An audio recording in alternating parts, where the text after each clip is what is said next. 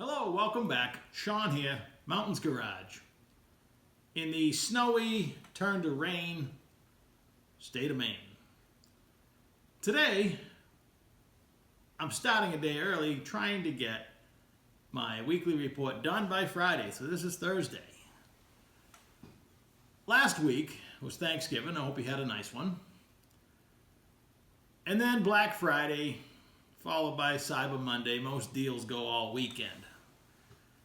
A long time ago, when Black Friday became a thing,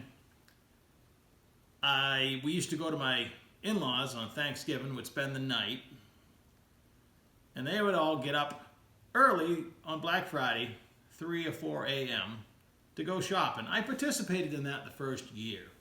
And I'm standing in line, freezing to death at 4 a.m., thinking to myself, this isn't for me.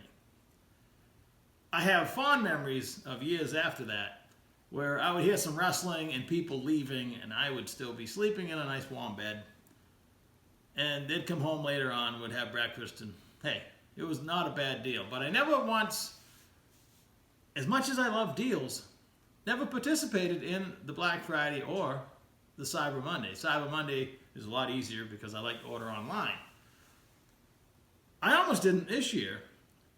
It was just a week and a half or 2 weeks ago I bought thousands of dollars of Powerglide parts. Could have saved a ton of money. I did buy, and I knew there was a sale going on, a valve body and a bunch of stuff from TSR. We'll take a look at it. I also almost missed this one. A subscriber sent me a message and said, hey, I bought a BTE Bellhausen. They're on sale today, 20% off. Sure enough, I went online, and I went online with a strategy. I was going to spend enough money to get a free Bellhausen. So 20% off, that doesn't take long. I bought another gear set to do another Powerglide, a couple Bellhausens, a couple transmission pans, 20% off. And their prices are pretty reasonable to start with. I guess I'm hooked, but I'm not going to stand in line. I fired up the one-ton Honda Civic and went a few towns over, seemingly to a place that time forgot. Old, narrow roads that are paved, old barns, stone walls, and a whole bunch of quarter, 3/16 and 1/8 inch drops. Future projects. Slowly but surely, I'm organizing everything. My steel, sheets and plate anyway, live behind my toolbox. One of the first things I moved in was a bunch of sheet, and it's lived behind my toolbox pretty much out of the way the entire time. So here, under the workbench, in the tan box and on pallets outside, the steel that's outside, gets rusty. I don't like that, but most of it already was to start with. It doesn't hurt it long term, and it'll clean off if I need it. But I'm trying to get organized. It'd be nice to have it all in one spot in a giant fab room, but you gotta wish, right? Hopes and dreams. During the Powerglide build last week and the week before, I picked up nearly enough parts to build a second transmission. I needed a gear set, a trans brake valve body, and a few other trinkets. The expensive things, but I picked up the trinkets on Monday from TSR. A reverse pressure plate, springs, retainer, the thin pump bearing, so you're only going to machine a little off the pump. That's the bearing inside the gear set on the output shaft. That stupid little bearing's $29, but I should have just taken the other one out of my gear set, but I didn't. And another stator tube, filters, and filter gaskets, because you got to double them up with a deep pan that I already bought. I already had another input shaft. I bought the TSR brake. It's a nice, clean, not rusted like the other one. It's not broken like the other one that I put in that transmission. It has all new bolts. It doesn't use gaskets, which I love. It comes with a plate to block off the pump style governor support if you have it. I haven't read the instructions yet, but I'm sure they're good. The small solenoid, which is fine. When my BTE package shows up, I bought another gear set. I guess we'll cover that when it gets here, but I had a strategy and I decided I was this close. Might as well build a second transmission in its entirety. Shield, dipstick, everything. The 27 spline yoke fits a Powerglide TH350, 700R4, 204R, all but the heavy duty 4-speeds. The Super T10 takes a Turbo 400 size. The M22 takes a Turbo 400 size yoke. But so it's either 27 or 32 spline in a GM. In a Powerglide, however, the output shaft itself, this is a 182 gear set, this is smaller OD than the 176 or aftermarket gear sets. The easiest way to tell them apart, and I made this little tool inspired by one I saw online. The last couple days while I was finishing up for the day and had 10 or 15 minutes to spare, I turned this up on the lathe. So I made it the size of a yoke, this little piece here, and it fits over the 182 gear set. But it won't fit. This is an aftermarket 180. It won't fit. It won't fit a 176 if I had one. That's why I made it, because I was going to go in search of a 176 Powerglide. So if I saw one for sale, I'm going to bring this with me, see if it fits on the end. It's hard to believe that it's smaller OD, but still takes the same yoke, but it does.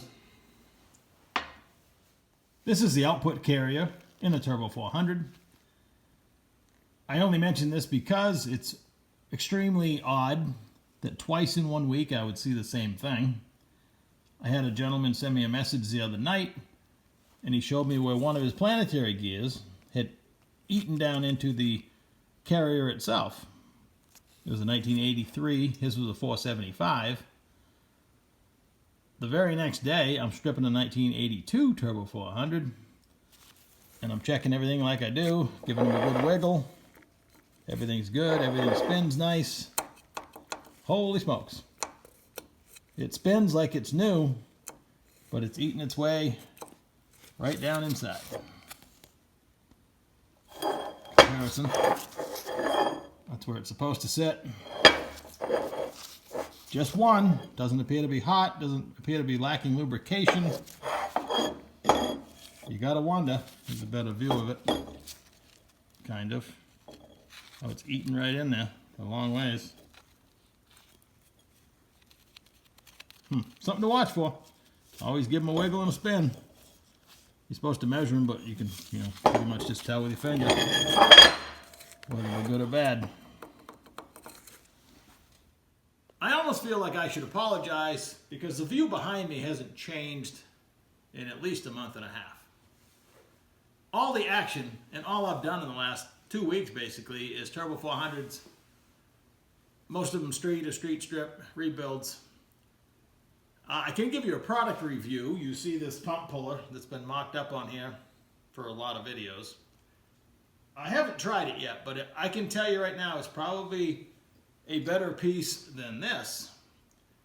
This piece is good for removing the pump if it would have fallen out on its own. If it offers any resistance, this cheap piece of metal just bends. I've straightened it twice. I will remake this piece and use this. I'm glad it was cheap, but I still probably spent $30-something on it. Not a good purchase. If you see this, avoid it. It's completely junk. Spend more for one that's made of thicker metal. You really can't beat the slide hammer on one side and the screwdriver under the pressure regulator. Gets them every time. But I will give this one a full review next time I have a stubborn pump that doesn't want to come out.